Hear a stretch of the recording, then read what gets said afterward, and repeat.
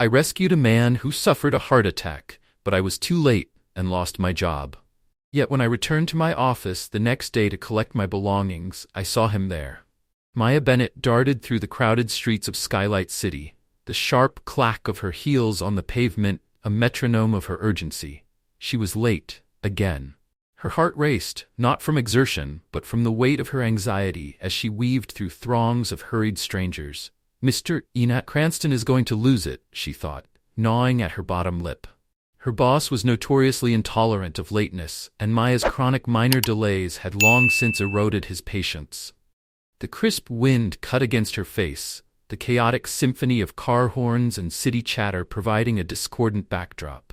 As Maya hurried past a cozy cafe on the corner of Linden Street, her stomach growled audibly, a sharp reminder of her skipped breakfast. She hesitated, her eyes drifting toward the cafe's welcoming doorway.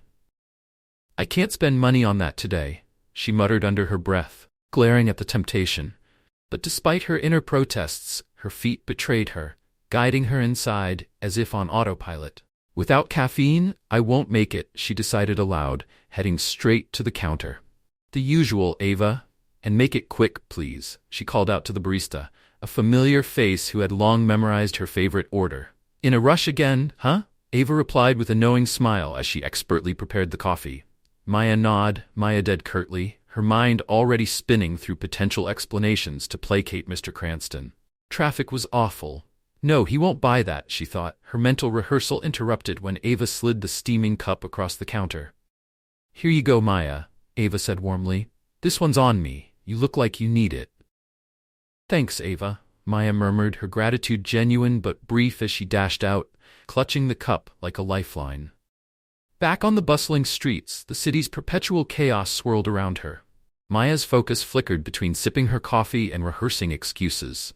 Her train of thought abruptly derailed when she noticed a figure ahead behaving oddly. A man in a sharp navy suit staggered down the sidewalk, his movements unsteady, his face pale as paper. He stopped abruptly, leaning against the side of a building, his expression a mask of confusion and fear. "He's not well," Maya realized, her chest tightening with concern. Before her brain could process her next move, her feet had already pivoted toward him. "Sir," she called out, her voice quavering but resolute. "Are you okay?" The man turned his glassy eyes toward her, but seemed unable to truly focus. He mumbled something incoherent before his knees buckled, and in the blink of an eye, he collapsed. "Oh my God!" Maya gasped, rushing to catch him. Her arms strained to cushion his fall, guiding him gently to the ground to prevent his head from striking the pavement. His skin was clammy, his breathing shallow and erratic. Panic surged through her veins, but she forced herself to act. "Somebody help!" she yelled, scanning the indifferent crowd. Passers-by slowed to watch, their curiosity mingled with apathy, but no one stepped forward. Fighting the dread building in her chest, Maya fumbled for her phone, her trembling fingers barely managing to dial. 911, what's your emergency?" The operator's calm, measured voice both reassured and unnerved her. "A man collapsed," Maya stammered.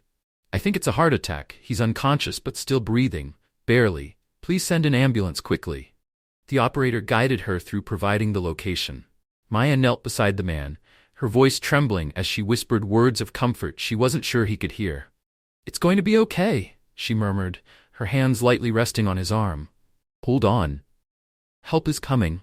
The seconds dragged like hours as she waited, her heart pounding in rhythm with the faint, labored rise and fall of his chest. Then in the distance, she heard the sirens, an approaching promise of hope. Maya felt a wave of relief as the sound of sirens grew louder. Moments later, the paramedics arrived, their practiced movements swift and assured as they took charge of the situation. "You did a good job," one of them said after checking the man's vitals. "It looks like a heart attack. We'll take it from here." "Can I go with him?" Maya blurted out, surprising even herself.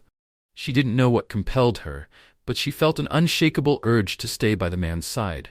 The paramedic hesitated for a moment before nodding, swayed by the determination in her eyes. Inside the ambulance, the atmosphere was tense and urgent. The paramedics moved with precision, connecting the man to machines and administering medication. Maya sat in a corner, her heart pounding as she watched them work. She couldn't tear her eyes away from his face, wondering who he was and what had led him to this moment. A strange sensation settled over her, a feeling that this chance encounter would alter her life in ways she couldn't yet comprehend. When they reached St. Andrew's Hospital, the man, whose ID identified him as Nathan Hayes, was rushed straight into the emergency room. Maya stood outside the double doors, the weight of the past hour crashing down on her. Everything had happened so quickly, and now she found herself alone in an unfamiliar hospital, with a stranger fighting for his life just beyond those doors. She glanced at her watch. Her stomach sank. She was 3 hours late for work. Letting out a heavy sigh, Maya knew exactly what awaited her back at the office. Her boss, Mr. Cranston, was not the forgiving type, and she doubted he'd care about her reasons for being late. Did I make the right choice? She wondered, the questions swirling in her mind as she slowly walked out of the hospital. The sound of her heels echoed in the quiet lobby, each step a reminder of the consequences she was about to face. Hailing a taxi, Maya climbed in and tried to prepare herself for what was to come. She rehearsed excuses in her head, but none of them sounded convincing. As the cab weaved through Skylight City's endless traffic, dread grew heavier in her chest. When Maya arrived at the office, the tension was palpable. At the reception desk, Carly, the secretary, rushed toward her, her face clouded with worry. "Maya, where have you been? Mr. Cranston is furious," Carly whispered, her voice tight with urgency. Maya began, but Carly interrupted her, her words spilling out in a nervous rush. "He's been waiting for you. It's going to be bad." Maya nodded, swallowing hard as she approached the door to Mr. Cranston's office. She paused to take a deep breath, bracing herself before knocking. "Come in," came the curt reply. Pushing the door open, Maya stepped inside.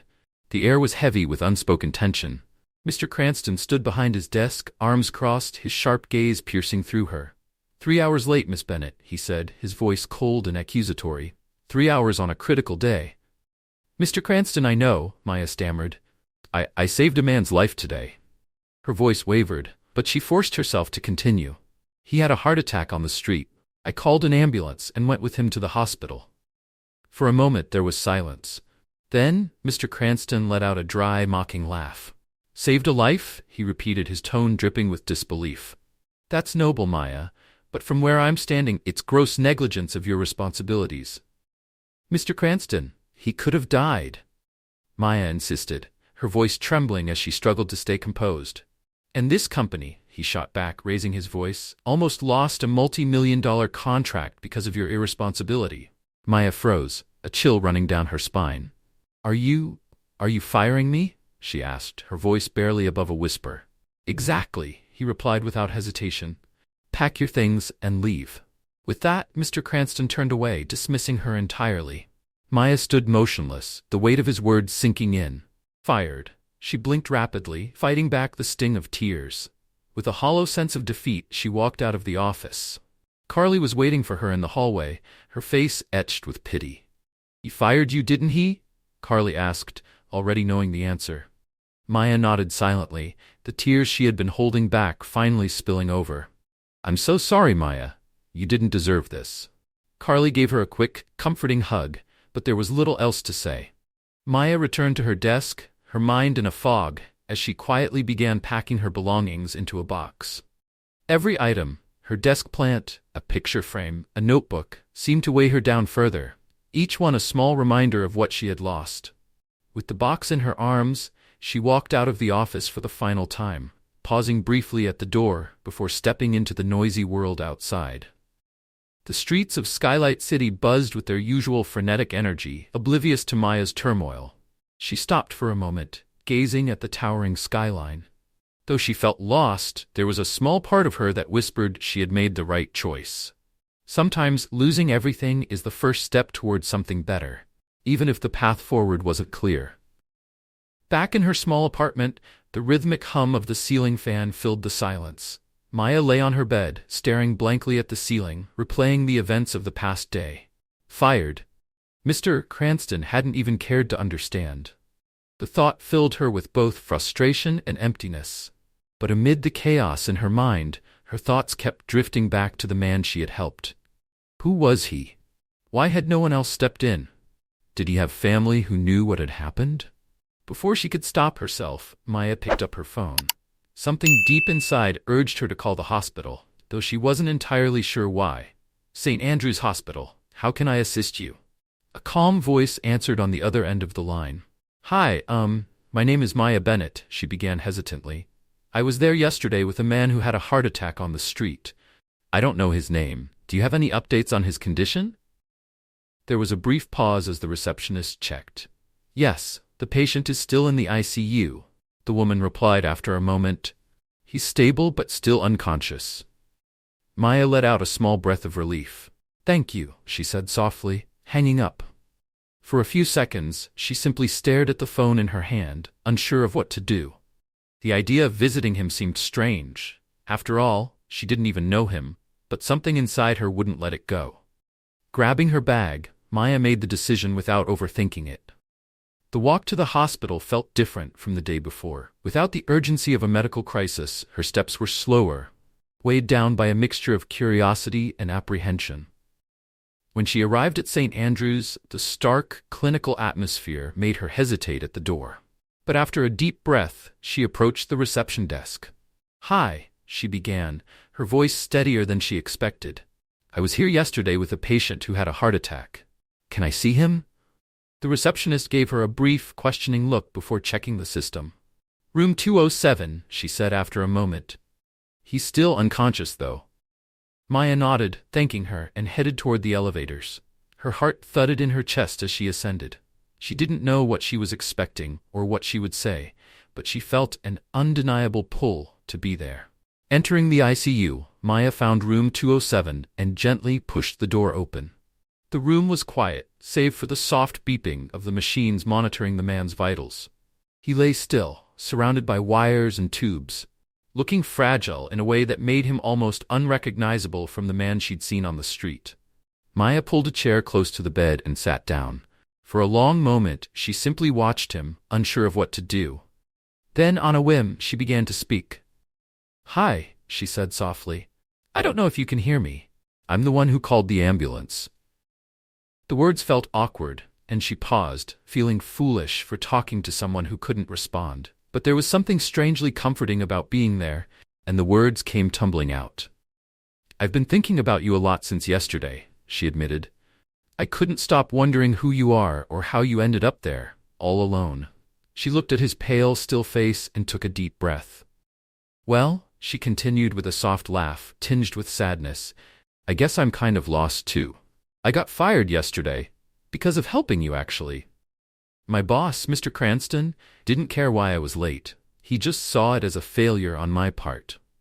Her voice cracked slightly as she spoke, but she kept going, finding some strange solace in sharing her thoughts with him. It doesn't matter that I helped someone, Maya murmured, her voice soft and resigned. So here I am, no job and no clue what's next. She fell silent, her gaze fixed on the machine beside Nathan's bed. The slow, rhythmic beeping of his heart monitor filled the room, a steady reassurance of life, however fragile.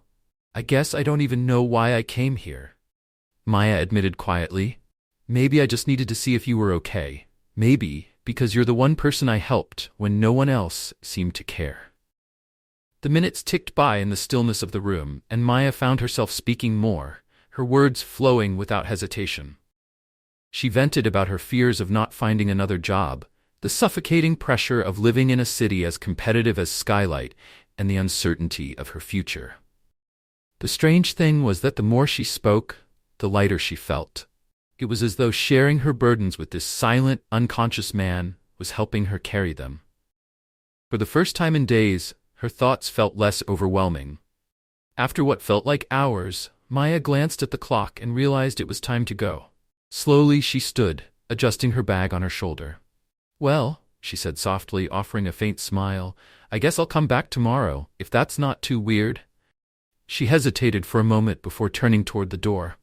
I hope you get better soon, she added before leaving. As she stepped out of the hospital and onto the bustling streets, a peculiar lightness washed over her.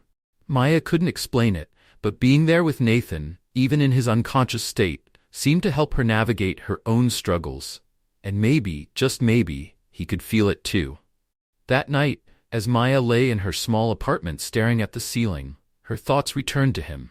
How strange, she thought, that this man she didn't know now occupied such a significant place in her mind. The image of him alone in that room, surrounded by machines, tugged at something deep within her. By morning, her decision was made. She would go back. Maya's days quickly fell into a new routine. Each morning, she would visit Nathan at St. Andrew's, sit beside him in room 207, and talk. His silence made him the perfect listener, never interrupting, never judging. Somehow, his quiet presence brought Maya a peace she hadn't felt in months. But on this particular morning, everything felt heavier. A new pressure settled in Maya's chest, one she couldn't ignore. The reality of her situation was closing in on her, relentless and unforgiving. She knew that today might be her last day in Skylight. When she entered the room, it was with slower, more deliberate steps. Nathan lay as he always did, surrounded by machines tracking his vital signs, his breath steady but faint. Maya pulled the chair close to the bed, sitting down with a deep, shaky breath. "Hi, Nathan," she said, her voice barely above a whisper. The weight of her emotions was unmistakable. I think this might be my last visit." The silence in the room seemed more profound than usual, her words hanging in the air like an unspoken goodbye. For weeks she had poured her heart out to him, sharing her fears, her frustrations, her hopes. But today, her words felt different, final. "I've tried everything," she confessed, her voice tinged with despair. "Interviews, reaching out to old contacts, everything. But nothing's worked." She sighed, her eyes dropping to his still hands. "I can't afford to stay here anymore. I think I'll have to leave Skylight. I can't keep paying rent." Her voice wavered as she paused, swallowing against the tightness in her throat. "I didn't want it to end like this. I always thought things would somehow work out. But this city, it's been so unforgiving." Without thinking, Maya reached out and took Nathan's hand in hers. The warmth of his skin startled her, a small but undeniable reminder that he was alive. The simple gesture calmed her, as though it were a silent exchange, a connection she hadn't fully acknowledged until now. "I really hope you'll be okay," she said, her voice trembling with emotion.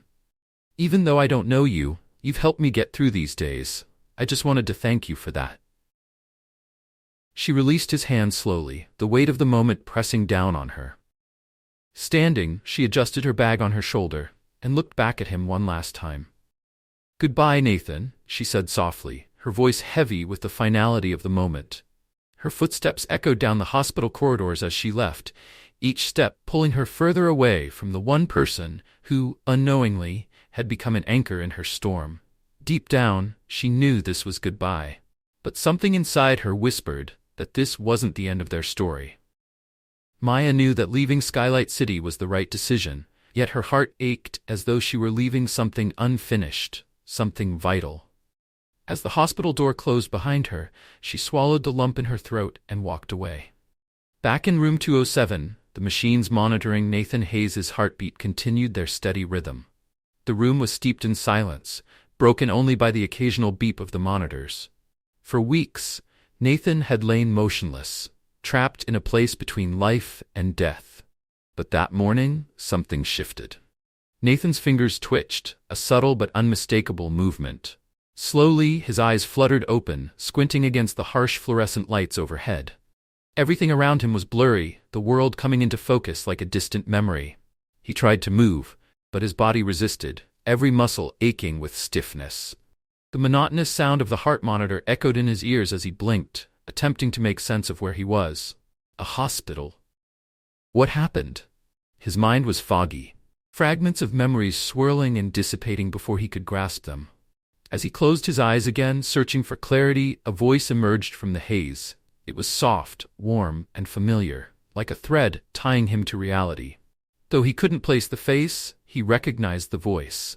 It had been with him during the endless dark void, speaking to him, sharing stories and offering comfort. Nathan forced himself to concentrate. The voice belonged to a woman, someone who had been by his side. Who was she? A vague sensation flitted across his memory, someone holding his hand. He didn't know her name, but her presence had been a lifeline, anchoring him in the storm. With effort, Nathan tried to speak, but his throat was parched and raw. He managed a weak cough, the sound enough to catch the attention of a nurse passing by the room. "Oh my goodness," the nurse exclaimed, her eyes wide as she rushed inside. "You're awake!" Nathan blinked at her, his vision sharpening slightly. Where am I?" he murmured, his voice barely audible. "You're at St. Andrew's Hospital," the nurse replied, her tone gentle but filled with relief. "You had a heart attack. You've been unconscious for weeks, but we've been taking care of you. It's a miracle you've woken up." She quickly checked his vitals, her hands deftly moving across the equipment. Nathan nodded faintly, trying to absorb her words, but his thoughts were elsewhere. There was one question burning in his mind. "What about?" He paused, struggling to find the right words. "The woman who was here." The nurse hesitated, a flicker of surprise crossing her face. "Yes, there was a woman," she said after a moment. "She brought you here the day of your heart attack, rode in the ambulance with you. She stayed for hours waiting for news." Nathan's chest tightened.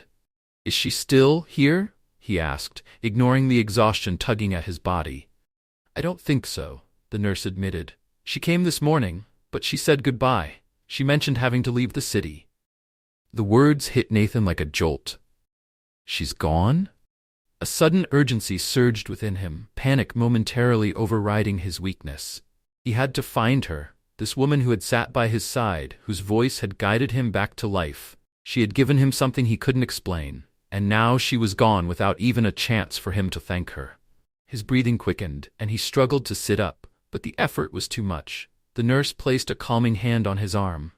"Please, don't overexert yourself," she said kindly. "I'll call the doctor." Nathan nodded faintly, though his mind was still racing. A few minutes later the doctor arrived, his face lighting up with surprise and joy at seeing Nathan awake. "Mr. Hayes, this is incredible. You've been in critical condition for nearly 3 weeks. To see you awake, it's nothing short of a miracle," the doctor said warmly. Nathan's voice was hoarse as he asked, "How long have I been here?" "Almost 3 weeks," the doctor replied, checking the chart at the foot of the bed. "But thanks to quick intervention, you made it. Now our focus is on your recovery." Nathan barely heard the words. "Who helped me?" he asked finally, his voice tinged with desperation. "The woman. I remember her voice. She stayed with me. Who was she?" The doctor raised a curious eyebrow. "Yes, there was a woman who brought you here. She waited for hours that day and has been visiting daily ever since." Nathan's heart clenched at the confirmation. "Is she still here?" "She left this morning," the doctor said, his tone gentler. "She mentioned needing to leave the city and said goodbye." Nathan stared at the ceiling, the weight of those words pressing down on him. She had left, without a name, without a way for him to find her. A wave of panic swept over him. He couldn't let it end like this. "I need to find her," he said, his voice trembling but resolute. He had to find her. He had to know who she was. "Please," Nathan pleaded, his voice frail yet filled with determination. "I need to know her name, where she lives, how to find her." The doctor regarded him with a mix of seriousness and understanding. "She left her name and some contact information with the hospital," he replied. "Her name is Maya Lane. We can try to locate her." Maya. The name echoed in Nathan's mind. This woman, a stranger, had spent hours by his side, speaking to him while he teetered between life and death. He needed to see her, to understand why she had done it. "Find her," Nathan said, his voice gaining strength despite the weariness in his body. "Before she leaves." Hours later, after persistent efforts by the hospital staff and a series of phone calls, they finally discovered where Maya was. Nathan, though still weak, insisted on leaving the hospital immediately. He couldn't let her go without thanking her. As the car navigated the bustling streets of Skylight City, Nathan sat quietly, the weight of his recovery evident in his posture. Outside, the chaos of the city blurred past the window, a stark contrast to the quiet solitude he had experienced in the hospital. Every moment in the car felt like an eternity. Finally, the vehicle came to a stop in front of a modest apartment building. Nathan took a deep, steadying breath, his heart racing, not from exertion, but from the anticipation of what was about to unfold. Stepping out of the car, his eyes immediately caught sight of Maya. She was exiting the building, a box in her arms, clearly preparing to leave. Her hand reached for the taxi door when he called out, "Maya!" His voice was hoarse but loud enough to reach her. Maya froze mid-movement, her eyes widening in surprise. Slowly she turned, recognition dawning on her face. "Nathan?" she murmured, disbelief coloring her tone. The box in her hands nearly slipped as the weight of the moment hit her. Nathan approached her cautiously, his gaze locked onto hers. I heard you," he said, a weak but genuine smile forming on his lips. "All this time, your voice, it brought me back." Maya stood rooted to the spot, her heart pounding with a mixture of shock and emotion. She opened her mouth to speak but found herself momentarily speechless. "I didn't know if," she began, her voice trembling. "I didn't know if you'd ever wake up." Nathan's expression softened. "You did more than anyone else would," he said earnestly, his words filled with gratitude. "You gave me a second chance, and now I want to give you one too." Reaching into his pocket, Nathan pulled out an envelope and extended it toward her. "What's this?" Maya asked, confused, her eyes darting between him and the envelope. "A job offer," he said simply. "I'm Nathan Hayes, CEO of Hayes Enterprises, and I want you to come work for me." Maya blinked, stunned. She hesitated before taking the envelope, her mind struggling to process the situation. How had this unexpected encounter suddenly transformed her life? Later that day, Maya found herself standing in Nathan's office, still trying to make sense of everything. The elegant decor reflected the power and influence he held, and she felt slightly out of place. Yet, there was something about the way he looked at her, calm and reassuring, that made the experience less intimidating. "I don't know what to say," Maya admitted, struggling to find the right words. "Everything's happening so fast." "There's no rush," Nathan replied, offering her a soft smile. Despite the traces of fatigue still lingering on his face, he seemed entirely at ease. "I want you to know this offer is real. I'm not doing this out of gratitude. I believe you can make a difference." "But why?" Maya asked, her brow furrowing in confusion. "I'm just a former secretary. I don't have any experience in your world. It doesn't make sense."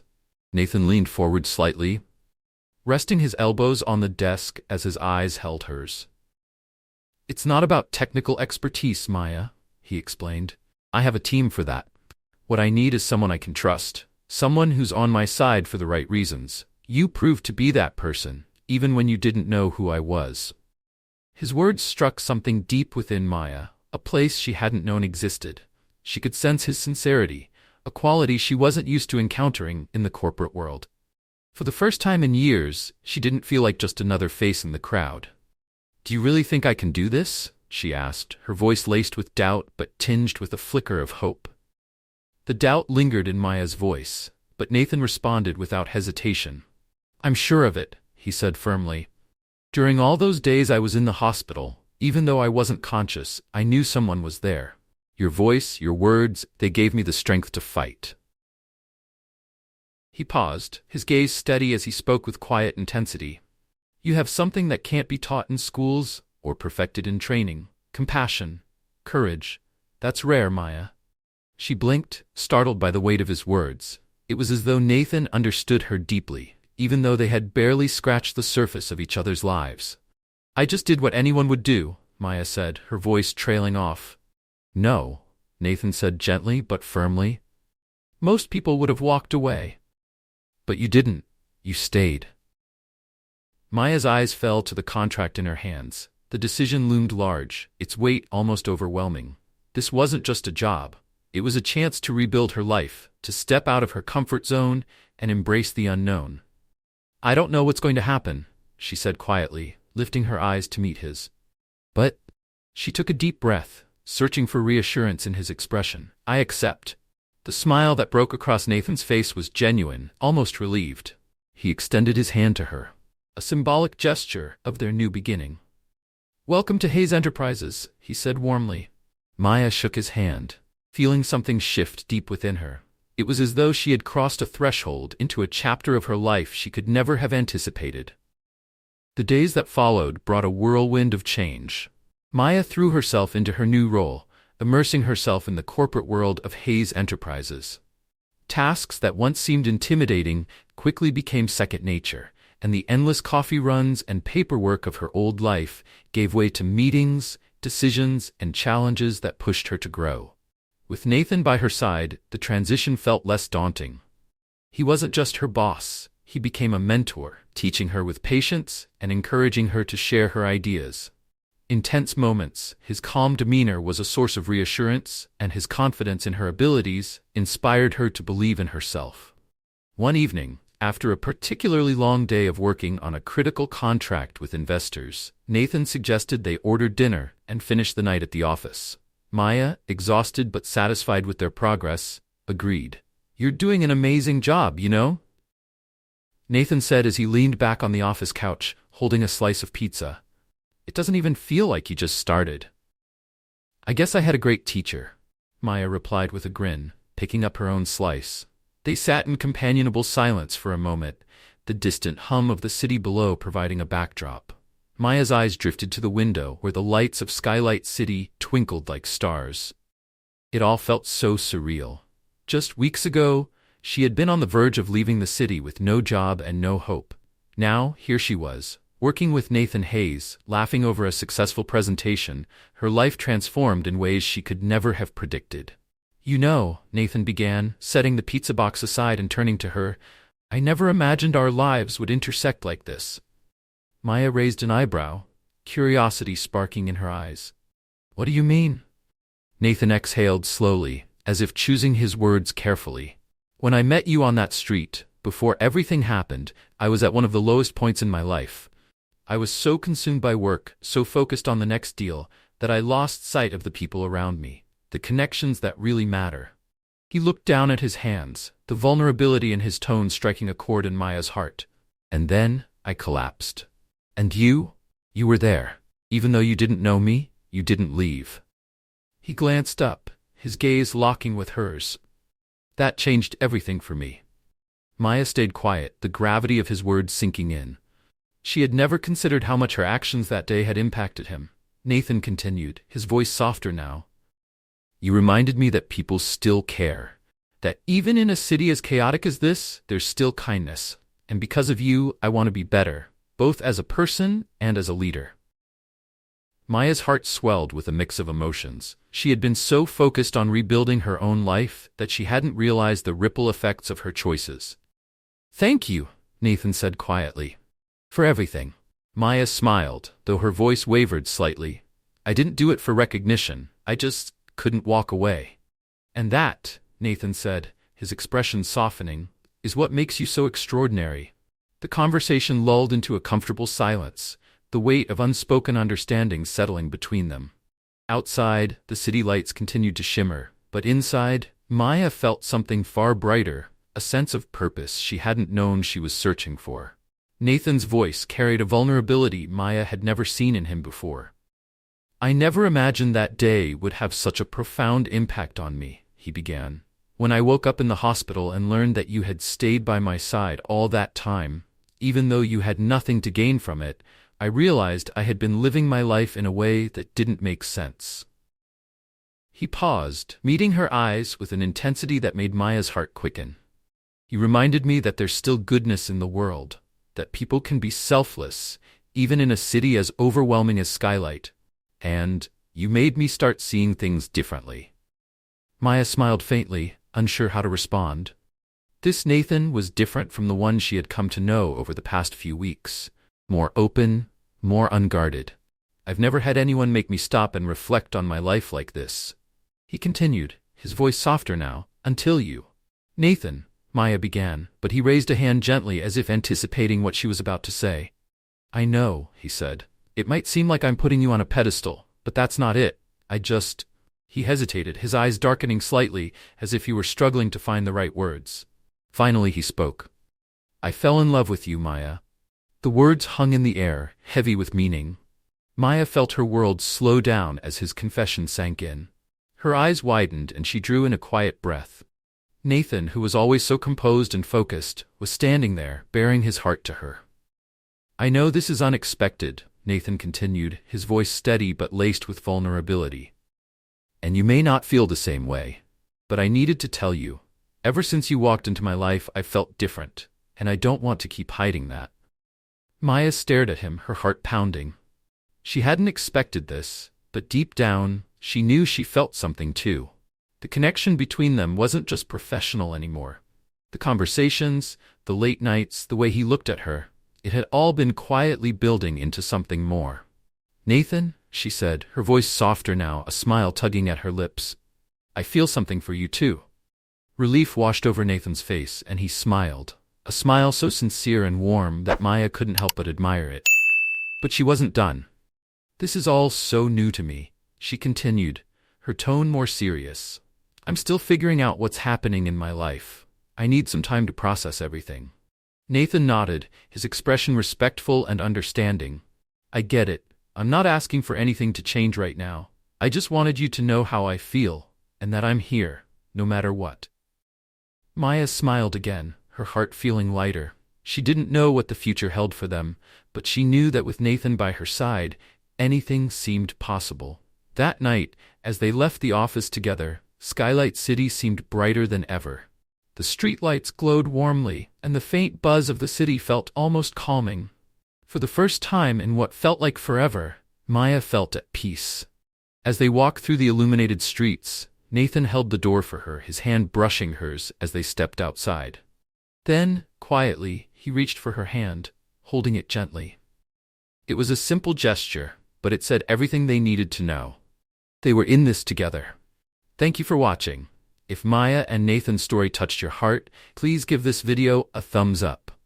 Don't forget to subscribe to our channel so you won't miss more heartfelt and inspiring stories like this one. We're excited to share even more with you. See you in the next video.